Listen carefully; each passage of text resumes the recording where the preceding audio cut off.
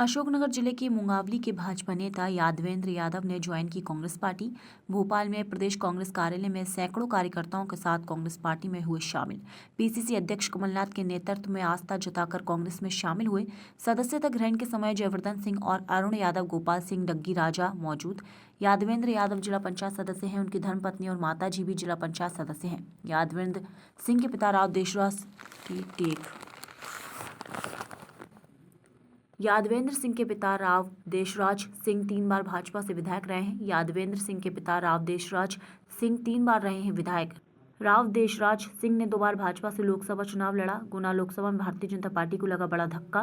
गुना, अशोकनगर, भिंड और ग्वालियर में भारतीय जनता पार्टी को होगा भारी नुकसान। ग्वालियर चंबल इलाके में विधानसभा चुनाव से पहले बड़ा असर डालेगा ये घटनाक्रम। मेरा परिवार, मेरे पिताजी जनसंघ के टाइम से भारतीय जनता पार्टी के कार्यकर्ता रहे और उन्होंने बड़े छोटे स्तर से भारतीय जनता पार्टी को, जब गुना जिला हुआ करता था, खड़ी करने में बड़ी मेहनत की। वो जिलाध्यक्ष भी रहे और संगठन में कई पदों पर रहे और बड़ा संघर्ष करके उन्होंने भारतीय जनता पार्टी को दोनों जिलों में खड़ा किया और वो 3 बार विधायक भी रहे। हमारे परिवार से मेरी माताजी जिला पंचायत में अध्यक्ष भी रहीं। अभी वर्तमान में मैं, मेरी पत्नी और मेरी मां जिला पंचायत के सदस्य हैं और हमारा जो परिवार रहा है वो भारतीय जनता पार्टी की बड़ी सेवा की हमारे परिवार ने। परंतु 3 वर्ष लगभग जब से श्री सिंधिया जी भारतीय जनता पार्टी में आए, तब से हमारे जो जिला था अशोकनगर, उसमें जो भारतीय जनता पार्टी के जो पुराने कार्यकर्ता थे, जो निष्ठावान कार्यकर्ता थे, जिन्होंने अपना खून पसीना बहाकर भारतीय जनता पार्टी को आज इस मुकाम पर पहुंचाया था, कहीं न कहीं उन लोगों के साथ उपेक्षा होने लगी, दोयम दर्जे का व्यवहार होने लगा, भेदभाव होने लगा और दिनों दिन भ्रष्टाचार बढ़ता गया।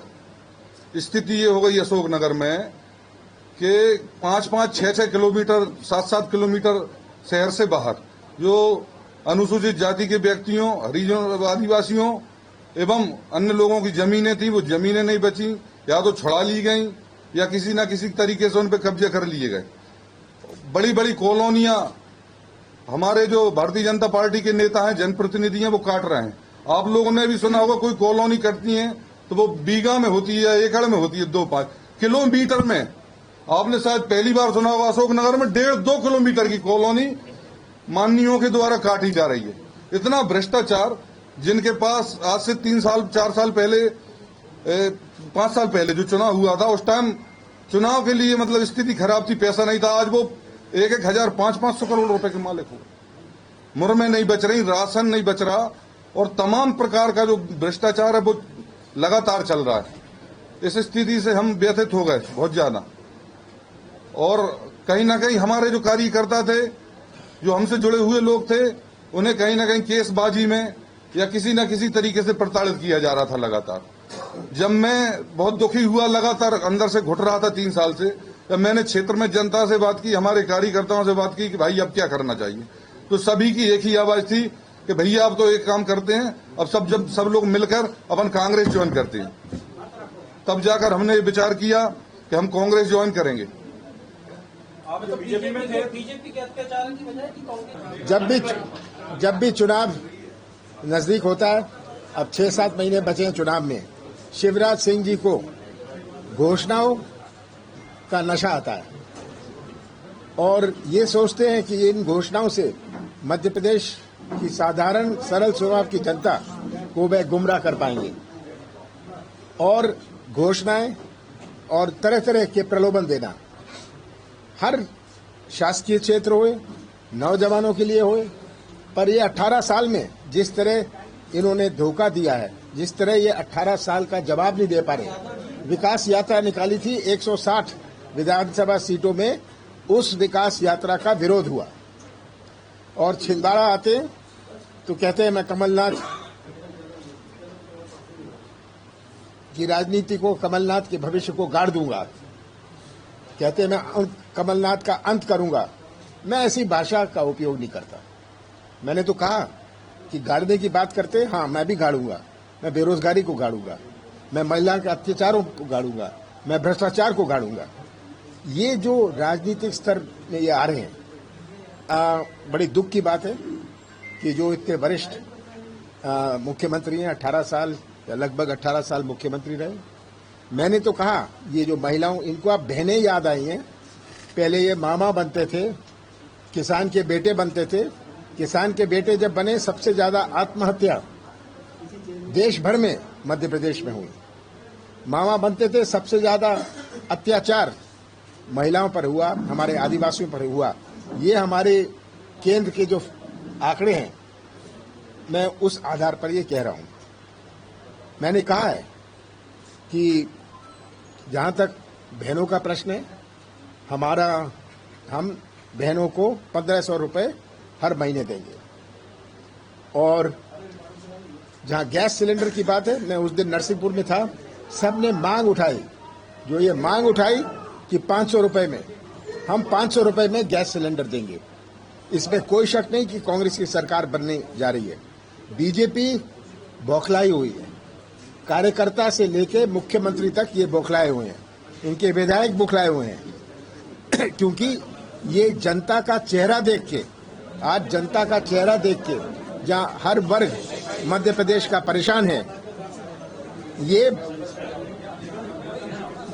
फैसला मध्य प्रदेश का 6-7 महीनों में होने वाला है। मैं संतुष्ट हूं मध्य प्रदेश के मतदाताओं से कि ये मध्य प्रदेश के भविष्य को सुरक्षित रखेंगे, सच्चाई का साथ देंगे। आज प्रश्न पार्टी या उम्मीदवार का नहीं है, आज प्रश्न है कि मध्य प्रदेश के मतदाताओं को ये तय करना है कि कौन से पटरी पर वो मध्य प्रदेश को ले जाना चाहते हैं। तो ये खुशी की बात है। मैं कल छिंदवाड़ा में था, भूतपूर्व विधायक के लड़के ज्वाइन कर रहे हैं कांग्रेस, बड़े नेता ज्वाइन कर रहे हैं बीजेपी से कांग्रेस में, और ये सोचते हैं ये नाटक से, कोई दिखावे से कि कार्यक्रम करो और दिखाओ, सड़क से पकड़ लो 10 लड़के और कहो कि ये कांग्रेस ये भी भाजपा ज्वाइन कर रहे हैं। ये सब नाटक अब नहीं चलने वाला। हमारे आज बड़ी खुशी का दिन है कि राव यादवेंद्र यादव, जिनके पिताजी देशराज यादव 3 दफे के विधायक थे मंगोली से, ये आज कांग्रेस में शामिल हो रहे हैं। ये मेरे साथ ही बैठे हैं, ये खुद बताएंगे किस कारण ये कांग्रेस में ज्वाइन कर रहे हैं। और ये खुद भी जिला पंचायत के सदस्य रहे हैं, जिला पंचायत के अध्यक्ष रहे हैं, मैंने 3 दफा, और इन्होंने तय किया, अपने मन से तय किया, इनके ऊपर कोई दबाव नहीं है, इनको कोई प्रलोभन हमने नहीं दिया है। इन्होंने अपने मन से तय किया कि मध्य प्रदेश के भविष्य को सुरक्षित रखने के लिए मैं कांग्रेस में शामिल होऊंगा। आइए यादवेंद्र सिंह, आप बोलिए। एक तरफ आप कहते हो कि कर्जा की शुरुआत चल रही है, उसके बाद वो 1000 कहते हैं, आप 1500 आप 500 रुपए की रसोई गैस बोल देते हो। होगा कैसे? देखिए, मैंने इसका पूरा हिसाब लगाया है। जो वचन पत्र होगा, ये भारतीय जनता पार्टी के प्रलोभन देने वाला हमारा वचन पत्र जो हम लाएंगे वो नहीं होगा। हर चीज में कितना खर्चा लगता है मैंने सोच के रखा है। मुझे तो कहा गया था किसानों का कर्जा भी माफ नहीं हो सकता, पर 27 लाख किसानों का कर्जा माफ हुआ। अब कैसे? मुझे तो अधिकारी कहते थे कभी नहीं हो सकता। मैंने कहा जो नहीं हो सकता, आप अपना कमरे का ताला बंद कर लीजिए, आप घर बैठिए, ये मैं करूंगा। और ये किया। आज जहां जहां मैं जाता हूं, मैं पूछता हूं कर्जा माफ हुआ। मैं जानता हूं एक जिले में कितना कर्जा माफ हुआ है, एक ब्लॉक में कितना कर्जा माफ हुआ है। मैं तो ये प्रश्न पूछता हूं, जनता अपना हाथ उठाती है। तो ये पहला किस्त था। दूसरा किस्त चालू था जब हमारी सरकार नहीं रही।